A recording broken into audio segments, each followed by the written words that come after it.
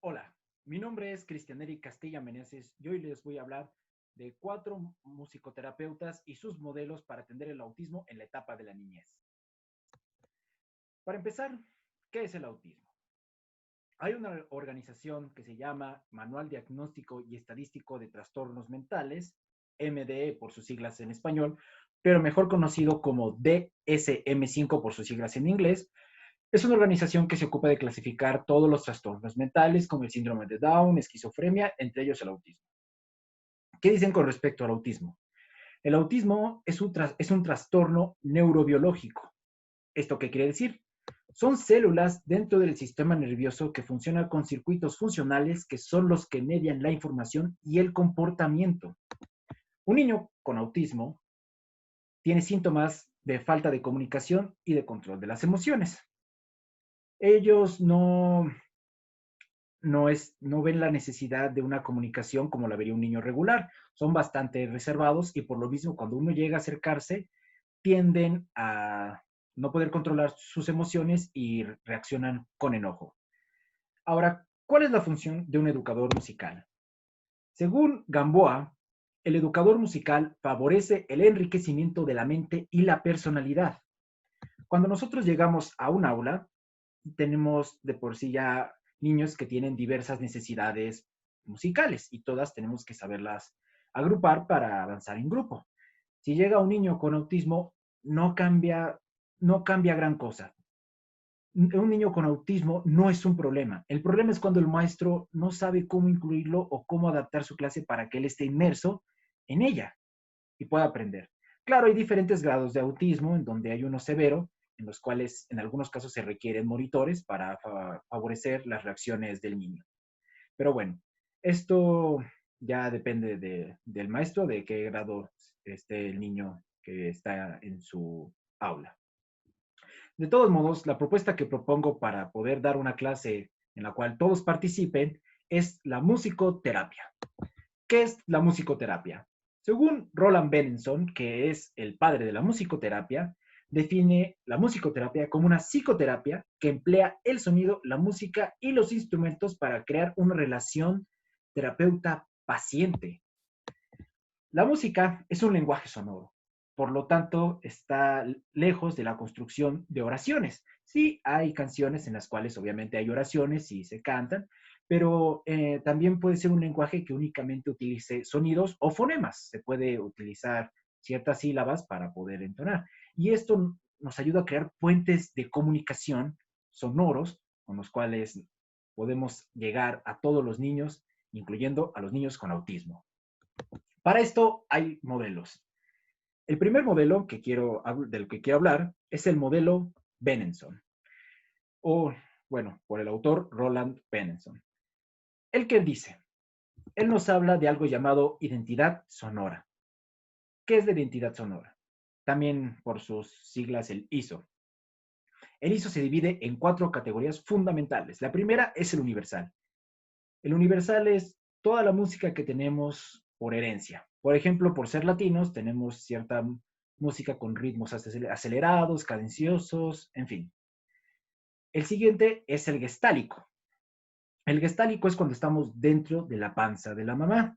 Y ahí, cuando se nos desarrolla el oído y podemos escuchar, percibimos cómo los intestinos se mueven, esas vibraciones, las pulsaciones del corazón e incluso sonidos que vienen de fuera hacia la panza de la mamá.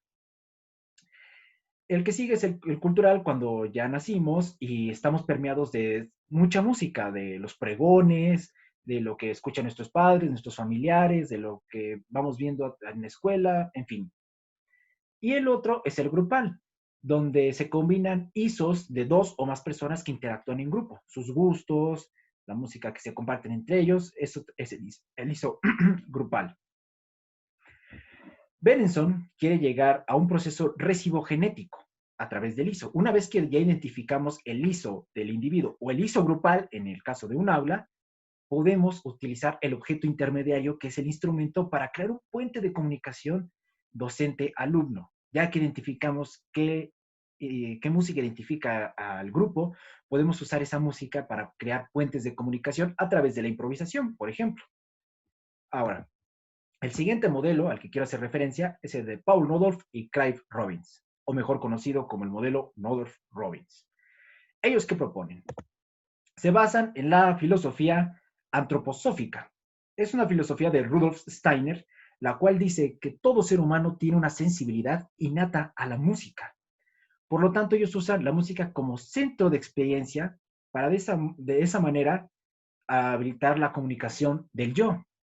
Cuando llegue el niño, lo reciben con música, que es particular de ese niño, llega, juegan con él y utilizan todos los recursos musicales y todo tiene un significado. Por ejemplo, la cuestión de los acordes, si quieren que el niño se mueva, utilizan las regiones de los acordes. Entonces, si quieren un movimiento, utilizan la subdominante, un movimiento más tenso, la dominante, y si quieren que el niño quede quieto, la tónica, ¿no? También se usa la improvisación, le dan un instrumento percutivo del cual él va a andar comunicándose a través de él y el educador debe saber improvisar de manera con la cual si el niño empieza a tocar, nosotros poder responderle de la misma manera musicalmente y crear así el puente de comunicación. El siguiente modelo es el de Helen Bonney. Helen Bonney se basa en el concepto Maslow, es experiencia cumbre. Ella estaba en un servicio religioso tocando y describe esa experiencia como si de la nada sus dedos solitos se estuvieran moviendo y el arco no le pesara, e incluso ella no tuviera que moverlo, que solito se estaba moviendo y se sentía muy bien. Entonces decidió ir al Instituto Maryland, donde ahí realizó sus investigaciones para que las personas sintieran lo mismo que ella sintió, a través de hacerlos escuchar música y que usaran drogas sintéticas. Obviamente nosotros no vamos a drogar a nadie. Sin embargo, podemos usar la filosofía principal de este modelo, que es usar la música como experiencia auditiva para habilitar la conciencia. ¿Cómo se logra eso? Helen Bonny utilizaba música que no diera referencia a nada, por ejemplo, la música clásica o de rock o de cualquier otro género, pero que no diera referencia a algo exterior. Por ejemplo, la música popular está permeada de cosas exteriores como amor o desamor, N cantidad de temas, y eso no ayuda porque ya está predestinada esa música para que el que está escuchando haga imagen con referencia a eso. Pero si tenemos una música que simplemente sea instrumental, al no tener algo con lo cual relacionarlo por fuera, empieza a resonar nuestro interior con cómo nos hace sentir experiencias, qué tenemos por dentro, se empieza a manifestar todo el inconsciente. Más adelante sus colegas pedían a sus alumnos que dibujaran cómo se sentían y de esa manera habilitaban el inconsciente y lo llevaban a la conciencia a través de dibujos. Y así podían ver cómo se sentían sus alumnos, qué necesitaban expresar, qué problemas tenían, etcétera. El siguiente modelo es el de Johannes Eschen. Eschen nos habla de los procesos de pensamiento, donde el primero es el del sueño, el segundo es el de la realidad, y el tercero, que es el creativo, se ubica en medio del sueño y la realidad. Es ahí cuando él utiliza el creativo para hacer un proceso de introspección a través de la improvisación libre. Él hizo un experimento donde ponía instrumentos a los niños y lo primero que pasaba era que los niños observaban los instrumentos, cuáles gustaba, por los colores, por su forma. Lo siguiente, se acercaban a ellos, los exploraban, sacaban sonidos, veían qué posibilidades tenían. Y lo siguiente era un intercambio de sonidos entre ellos, tratar de comunicarse con la música. Entonces, él utiliza la improvisación libre. Todo sonido cuenta. Aquí no hay sonido desafinado, afinado, no. Todo sonido cuenta. Incluso percutidos también. De hecho, al principio es recomendable percutidos porque hay alumnos que le tienen un poco de miedo a la improvisación por el caos y entonces los instrumentos rítmicos funcionan mejor. Aparte, hay improvisaciones ordenadas o improvisaciones que son completamente libres. Se pueden hacer combinaciones de tal manera que el alumno se sienta cómodo y se puede improvisar entre ellos. Para esto tenés que tener mucha empatía, saber cómo se siente el alumno a través de lo que está tocando y tener contratransferencia, responder dependiendo de la respuesta de él, no con respecto a lo que yo siento, sino con respecto a lo que él me está diciendo en su música. Y así se hacen por parejas un intercambio de improvisaciones, de sentimientos, y en fin, así se puede llevar la sesión o la clase. Para terminar, estas son mis conclusiones. La música, al ser un lenguaje no sonoro, puede ayudar al niño autista a estar incluido en la clase y de esa manera no curarlo, porque nosotros no vamos a curar a nadie, pero sí podemos mejorar su calidad de vida a través de la comunicación. Una vez que se plantea la comunicación, podría llamarse no verbal, a través del lenguaje sonoro, puede ser que el niño empiece a sentir la necesidad de comunicarse y lo podamos ayudar de esa manera, de crear un puente entre el maestro y alumno.